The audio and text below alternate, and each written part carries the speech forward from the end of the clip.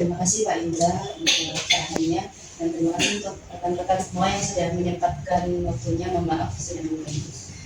Baik, langsung saja. Di sini saya akan sosialisasi terkait aktualisasi izin ya Pak. Terkait optimalisasi layanan kearsipan melalui digitalisasi arsip berbasis aplikasi Srikandi dan QR BPT Kabupaten Tangerang.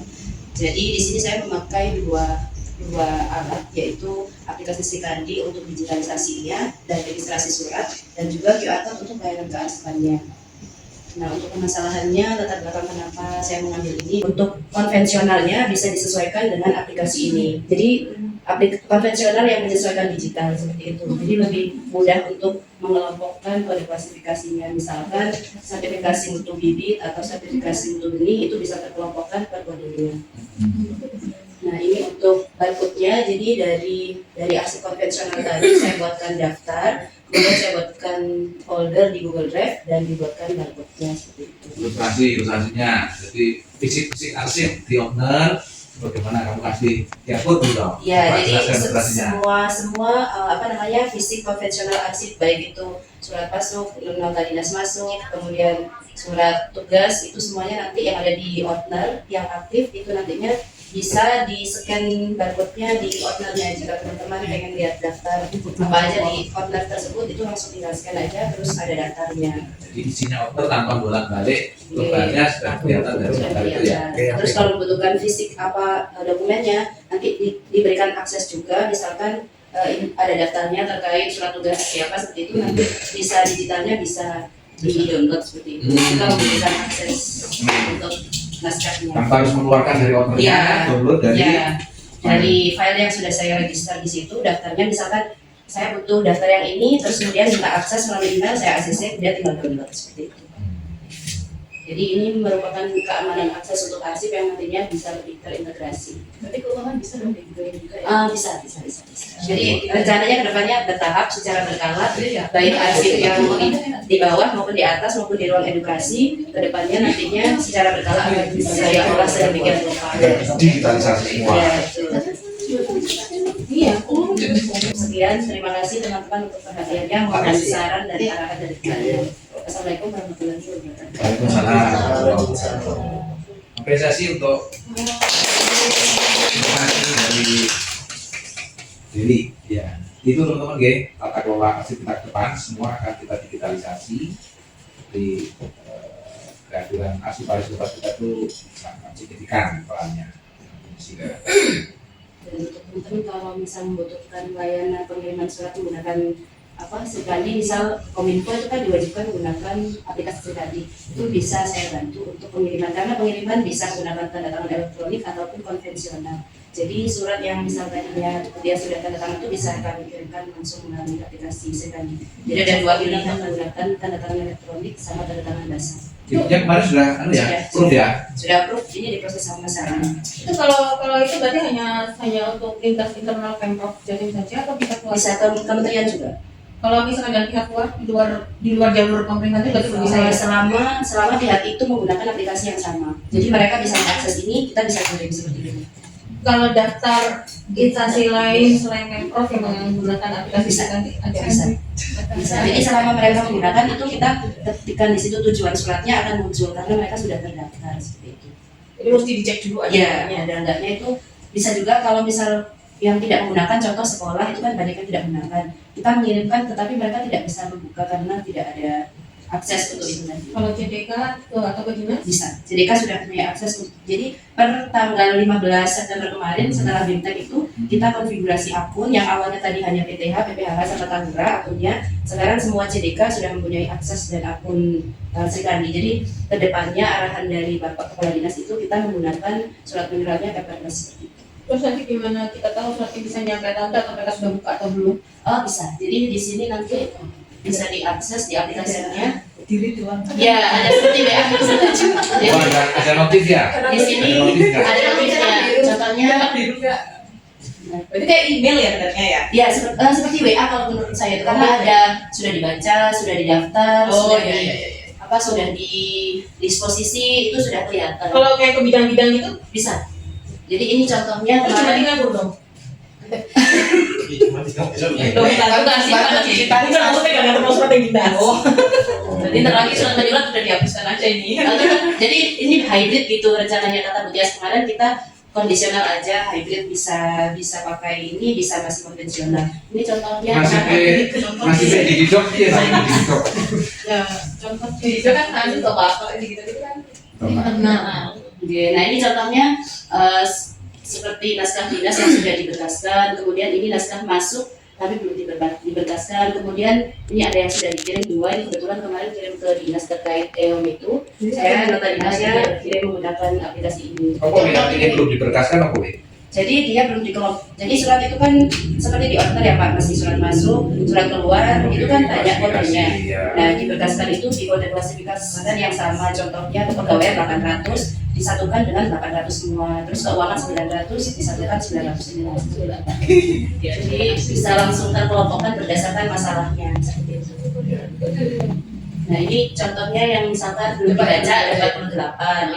Ini kan, nah ini surat-surat yang belum dibaca dalam artian ini sama Tias karena internal. Jadi nanti ada tiga akses, yaitu administrator, kemudian kepala seksi, pencetak surat, dan satunya kearsipan. Jadi ada 4 akses di sini. Untuk Bu Tias, kebetulan kan Bu Tias juga kemarin minta saya sebagai operatornya, jadi Bu Tias hanya diberikan ini kalau ada surat masuk. Ini kan artinya secara fisik sudah dibaca, tetapi Ya, bukan aplikasinya. Berarti harus update dong ini juga ya. harus di ini. Jadi dari akun Bu Tiasnya harus Aku mau dibuka. kuasa pengguna akun nih yang buka ini, jadi akhirnya berubah itu statusnya. Ya, benar Pak. Berarti nanti nggak real time ya berarti ini ya. Berarti kayak nanti kan dari sini terus kepala unit kerja tahu tuh dia juga harus buka sinergi atau Iya, harus buka lagi. Sama seperti WA, Bu. Kalau nggak dibuka berarti nggak dibaca. berarti nanti kalau ada surat masuk harus di WA gitu. Oh, jangan buka. Makanya Ada operator aku di rumah ada operator ini itu ya biasanya operator ya. fisik juga. Biasanya kita konfirmasinya sama operator, contoh kalau di dinas itu sama Rizky Amalia itu. Berarti kan itu maksudnya artinya si kepala unit kerja sudah di disposisi. Dia tuh harus baca akun juga. Itu langsung Kalau memang suratnya masuk lewat ini itu cukup baca di sini. Tapi kalau Itu kan ada mekanisme disposisi juga. ada Pak. Jadi Ya, oh jadi dia kan di sini lewat sini. Bisa. Jadi kita tahu ini nanti disposisinya kemana gitu. Berarti kan nanti dikasih akun juga atau di sini berarti dikasih password apa sih? nah ini contohnya yang udah. Jadi saya mendisposisikan berdasarkan konvensional yang surat yang masuk kemarin itu saya disposisikan. Ini sama SPT nih ya. SPT bukan ini. Permohonan peserta. Oh, peserta yang terkait istilahnya. Jadi nanti kan suratnya ada 3 seksi ya Pak ya, disposisinya. Di situ juga saya cantumkan nama Pak Adi, nama Bu Vivi sama Pak Indra. Jadi kalau 3-3-nya buka baru berarti ada tindak lanjut gitu Pak. Jadi itu harus buka akunnya satu-satu. Kalau enggak itu tidak. Ini aksi ini apa nih? Apa? Aksi itu apa? Ini. Scan-scanan yang bagus. Nah, Iya, aksi untuk alat lagi. untuk ini ya, scan ya. Kalau itu biasanya saya koordinasi sama Mas Zaki yang dari awal suratnya udah di scan, saya tinggal upload disposisinya seperti itu. Jadi yang saya scan disposisinya saja. Tapi kadang ada beberapa surat yang tidak masuk ke Mas Zaki itu yang belum di scan, maksudnya itu juga di scan sendiri. Disposisinya terus upload 3 Drive, ya. Jadi ada 2 penyimpanan, satu di Srikandi yang khusus naskah dinas masuk, yang kedua di drive itu untuk semua arsip. Baik yang sudah tidak ada nilai gunanya kayak seperti di atas itu, saya baru nyicil dapat 4 kardus itu yang sudah tidak bernilai guna. Itu masuknya di Google Drive. Yang di sini hanya khusus arsip aktif di bawah. Jadi QR code itu untuk yang sudah fisik yang sudah di. Iya. Berkas yang di atas yang sudah Tapi sumber filenya bisa ambil dari sini. Gitu. Jadi kalau intinya ini yang berjalan yang aktif. Jadi berkesinambungan antara QR code sama Srikandi. Ya berarti ini yang aktif, nanti baru dia baru buka. Di sini nanti juga bisa ketahuan ada arsip yang tidak aktif itu masuknya di sini. Jadi yang tidak aktif seperti ini kan sudah diberkaskan misalkan. Nanti kan ada berkasan. Nah ini berkasnya sudah dikelompokkan. Kemudian ini kan ada retensinya berapa tahun, yang musnah berapa tahun dia jadi permanen seperti itu. Jadi nasib akhir si arsip itu sudah kelihatan di sini ada yang 1 tahun untuk aktif, kemudian inaktifnya 2 tahun, kemudian musnah berarti harus dimusnahkan. Terus ada juga yang permanen berarti harus tetap disimpan walaupun sudah tahun lama. Kalau memang bunyinya permanen seperti itu. Untuk kategori musnah sama permanen tadi bedanya apa? Itu sesuai pada klasifikasi sama ini. Jenis masker ini Sesuai pergub. itu retensinya berapa? Ini juga nggak ngarang, ini ada. Ada pergub. Sudah, itu lo kayak tanggal 2 berkas dari 26 kok akhirnya Memang nantinya kok Memang tiba-tiba musnah. Oh, musnah ini, jadi ini kan tanggal 2025. Nah, dia retensinya 3 tahun. Kita menyimpan sampai 2028. Setelah itu dia harus dimusnah, bukan harus dimusnahkan. Nasibnya dia musnah, bukan disimpan terus, Ya, tapi dia bisa dimusnahkan. Oke, dipindahkan ke dinas untuk Makanya itu ada statusnya Apa ini surat edaran, SK, Iya. permanen artinya tidak boleh. tidak boleh dimusnahkan. Jadi yang biasanya apa itu tidak terkode, di sini kita bisa tahu oh ternyata ini asetnya penting, jangan dicampur gitu. Jadi yang permanen sama permanen. Yang isi-isi retensi juga siapa? Itu Otomatis dari pergub.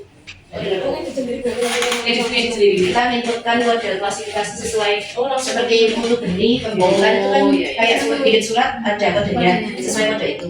Jangan sampai salah kode ya. Ya, kalau salah kode ya berarti salah nasib akhirnya nanti juga. Nasibnya nanti dimusnahkan. Bahkan ini nggak nyampe Jangan salah, surat jangan misalkan salah. ini kalau minta akses ya. Nah, Nanti aku searching di salah pasukan banyak. Jadi dia terus terus SD aja. Itu nanti dimusnahkan. bisa jadi setelah sampai kita akses itu kan saya kasih akses itu bisa cari sesuai surat yang dicari, contohnya file sumber benih bisa diketikkan di file ini nantinya saya pakai ini Google Sheet dulu Pak. Google Sheet tapi untuk akses ini ya pakai apa file biasa yang di Keyword ya, bisa ya nanti keyword ke pencarian tuh ya. bisa bisa. Cuma kalau misalkan folder Oh, nggak folder langsung Google Sheet, munculnya langsung Google Sheet. Tapi kalau mau filenya diarahkan ke folder surat. Jadi ada folder sendiri. Ini contohnya. Ini kan saya ada 3 kategori untuk IPTH, ada aktif, inaktif, sama vital. Contohnya yang aktif ini daftar yang ada di bawah. Kemudian yang inaktif ini kebetulan baru 3 tahun yang saya gas. Terus yang vital ini yang dimasalah ini. Ya. Jadi ini walaupun triggernya adalah arsiparis, tapi ini terjadi bukan.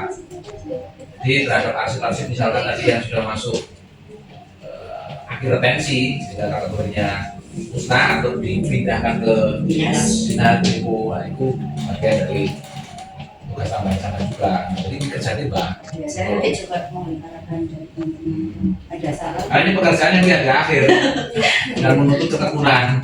Oh, jadi kolaborasi, teamwork ya Pak.